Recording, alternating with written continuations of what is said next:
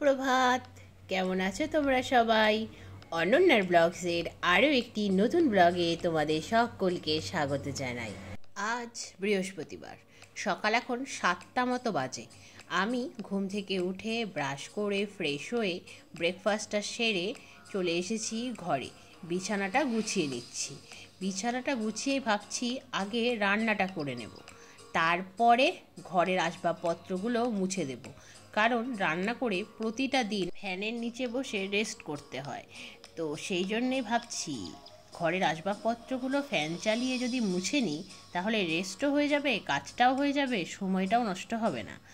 আর প্রতিদিন লেট হয়ে যাচ্ছে, সেই জন্য রেস্ট নিতে গিয়ে কিছুটা লেট হয়ে যাচ্ছে। আবার প্রথমে আসবাবপত্রগুলো গুছিয়ে তারপর রান্না করতে গিয়ে কিছুটা লেট হয়ে যাচ্ছে। তাই রেস্ট নেওয়া আর আসবাবপত্র গোছানো এই দুটোই যদি একসাথে হয়, তাহলে সময়টা কিন্তু বাঁচছে। তো সেই মতোই বিছানাটা গুছিয়ে নিলাম। আর যে কয়টা জামা কাপড় পরে গিয়েছিলাম, সেই জামা কাপড়গুলো কিছুটা রোদে দিয়ে ছাদ থেকে এনে তারপরে ভালো করে গুছিয়ে রাখলাম। তারপর যথারীতি রান্নাঘরে চলে এসেছি। আগের মতো বলতে আমার ছোটবেলার মতো সুতো দিয়ে মাঝখান থেকে কেটে অর্ধেক করে তাতে চালের গুঁড়োর মধ্যে নুন মিশিয়ে সেই একটা প্রলেপ লাগানো। সেটা ছোটবেলায় বেশ সুন্দর করে লাগিয়ে লাগিয়ে ভাজতো, তাতে করে কুসুমটাও অর্ধেক ডিম থেকে বেরিয়ে আসতো না। আর ওই চালের গুঁড়োর প্রলেপটা, ওহ, সেটা ভাজা হয়ে যেত, সেটা খেতে দারুণ লাগতো, আবার তো অসাধারণ লাগতো। আজকেই প্রথমবার আমি নিজে নিজে করলাম, মা দেখিয়ে দিল অবশ্যই। তারপরে এখন বাবার জন্য পাবদা মাছের হালকা ঝোল তৈরি হচ্ছে। আর তারপর তৈরি হবে আমার আর মায়ের জন্য হাঁসের ডিমের লাল লাল টেস্টি টেস্টি ঝোল। ওহ, আর সকালে যখন আমি বিছানাটা গুছিয়ে নিচ্ছিলাম, তখন মাছ কাকু এসেছিলেন। মাছ কাকু এসে মাছ দিয়ে গেছেন। মা 3 রকম মাছ নিয়েছে। এক হলো পাবদা, 2 নাম্বার হলো বাটা, আর 3 নাম্বার হলো চাপলা, অনেকে কর্তি মাছও বলে। তো এই 3 রকম মাছও নিয়েছে। তো তার মধ্যে আজকে পাবদা মাছটাই বাবার জন্য রান্না হবে। অতিরিক্ত গরম পড়েছে, কিন্তু রান্না বান্না করতে আমার বিশেষ খারাপ কিন্তু লাগে না। এই যে আমি রান্না বান্না করছি প্রায় 3 মাস 20 দিন মতো হবে, আমার বেশ ভালো লাগছে। কেন বলো তো? কারণ রান্নার কাজটা করতে আমি ভালোবাসছি। যে কাজটা করতে মানুষ ভালোবাসে, সে কাজটা করলে না কোনো ক্লান্তি আসে, না কোনো বিরক্তি আসে, কাজটাও অনায়াসে হয়ে যায়, আর বরং কাজটা ভালোভাবে হয়। কারণ যে মানুষটা কাজটা করে, সে মানুষটা তো কাজটা করতে ভালোবাসে, সেই জন্যই। আর তার সাথে সাথে যে মানুষটা কাজটা করে, তার মনটাও ভালো থাকে। জানো, আজ থেকে কিছু মাস আগে আমি রান্নার পারতাম না। মা নুন হলুদ মশলা ফোড়ন তেল, ইভেন এখনও সবজি রেডি করে দেয়, তখনও দিত।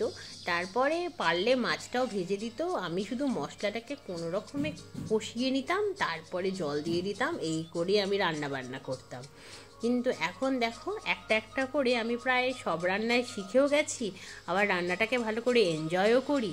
ইভেন এমন এমন কিছু রান্না করতে ভালো লাগে, যেগুলো রান্না হয় কি না সেই ব্যাপারে অনেকে শিওর নয়। যেমন ফেলনা সবজিগুলো, ঝিঙার খোসা বাটা যায়, এই কথাটা যাকেই বলেছি সেই বলে পটলের খোসা বাটা যায় শুনেছি, আলুর খোসা বাটা যায় শুনেছি, ঝিঙার খোসা বাটা যায় নাকি? নতুন নতুন এক্সপেরিমেন্ট করে রান্না করতে কিন্তু আমার জব্বর লাগছে। আর সবচেয়ে ভালো ব্যাপার হলো, মা আমার কোনো রান্নাতেই কোনো রকম বাধা দেয় না, উপরন্তু ইন্সপায়ার করে। বলে যদি সব সবজির খোসাই ফেলনা সবজি হিসাবে করা যায়, তাহলে ঝিঙার খোসাও করা যাবে। তো মায়ের ইন্সপিরেশন পেলে একটা সন্তানের আর কি দরকার। তো সেই জন্যই আমিও রান্নাবাড়ি চালিয়ে যাচ্ছি। শুধু আমি নয়, আমি সবাইকেই বলবো, তোমরা যে কাজটা করতে ভালোবাসো, সেই কাজটাকেই তোমরা এগিয়ে নিয়ে যাও। তোমাদের দেখবে তাতে করে মনটা ভালো থাকবে।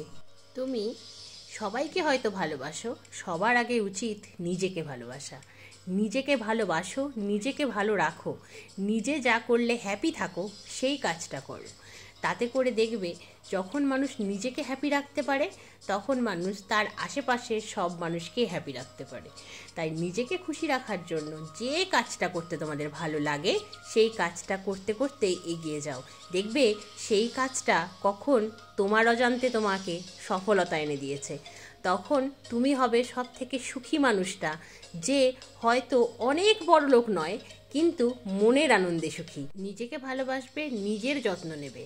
যারা তোমরা ডায়েটে আছো, হয়তো তারা খেতে ভীষণ ভালোবাসো, এমনও কেউ কেউ আছো, তারা মাঝে মধ্যে নিজেদেরকে ট্রিট দাও। নিজেরা যা কিছু খেতে ভালোবাসো সেগুলো একটা দিন মাঝে মধ্যে খাওয়াই যায়, এমন কোনো ডায়েটের গন্ডগোল হয় বলে আমি মনে করি না। আর তার সাথে যোগাটা প্র্যাকটিস করো। যোগা শুধু নিজের শরীরকে ভালো রাখে না, যোগা করলে তোমার মনটাও ভালো থাকে। আবার ডায়েট করে যতটা তুমি ওয়েট লস করছো, যোগার মাধ্যমে তুমি ততটাও ওয়েট লসও করতে পারো। আর আমাদের মেয়েদের যেরকম শারীরিক কিছু কিছু সমস্যা রয়েছে, সেগুলো অনেক সময় যোগা করলে ওষুধ ছাড়াই সমাধান হয়ে যেতে পারে। তো সেই জন্যই বলছি, নিজেদের শরীরের যত্ন নাও। আর সানস্ক্রিন মাখলে যতই মুখটা প্যাচপ্যাচে হয়ে যাক না কেন, রোদে বেরোনোর আগে অবশ্যই সানস্ক্রিনটা মাখবে। হ্যাঁ, লাইট ওয়েট কিছু সানস্ক্রিনও পাওয়া যায়, যেমনটা আমার রয়েছে।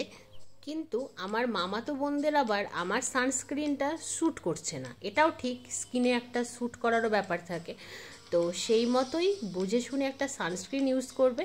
কারণ রোদ থেকে ঘুরে আসার পরে যদি দেখো নিজের মুখটা আর ভালোই লাগছে না, তখন মনটা যেন খারাপ হয়ে যায়। আবার এটাও ঠিক, বেরোতে তো হয় বলো। তোমাদের সাথে গল্প করতে করতে দেখো আমার রান্না বান্না, লাঞ্চ, তারপর একটু রেস্ট নেওয়া, ইভেন সন্ধ্যার চাটাও রেডি হয়ে গেল। এখন তাহলে আমাদের চা পর্ব চলবে। চা পর্ব কমপ্লিট হওয়ার পরে 8টা থেকে তো ম্যাচ ছিল, ইন্ডিয়া ভার্সেস ইংল্যান্ড। তো ম্যাচটা তো বৃষ্টির জন্য লেট হলো, তো তার মাঝখানে ডিনার করে এসেছিলাম। তো এখন বাজে ঘড়িতে 1:30, ম্যাচ কমপ্লিট হলো, ইন্ডিয়া আলটিমেটলি জিতে গেছে। ইন্ডিয়ার সাথে সাউথ আফ্রিকা ফাইনাল খেলবে 29শে জুন শনিবার দিন। আর একটা ম্যাচ, আজকের ম্যাচটা দারুণ ছিল। 1:30 অবধি জাগলাম ঠিকই, কিন্তু ম্যাচটা দেখে শান্তি পেয়েছি। তাহলে বন্ধুরা, আজকের মতো আজকের ব্লগটা আমি এখানে শেষ করছি। আবার তোমাদের সঙ্গে দেখা হবে খুব শিগগিরই অন্য একটা ব্লগে। তোমরা সবাই খুব ভালো থেকো, সুস্থ থেকো, সাবধানে থেকো। আর আজকের ব্লগটা কেমন লাগলো অবশ্যই কমেন্টে জানিও। ভালো লাগলে একটা লাইক করে দিও, আর অনন্যার ব্লগ চ্যানেলটাকে সাবস্ক্রাইব করে দিও। এইভাবেই তোমরা আমার পাশে থেকো, আর এইভাবেই তোমরা আমায় সাপোর্ট করো। তাহলে আজকের মতো এই পর্যন্তই। আজ তবে চলি। Good night, bye bye.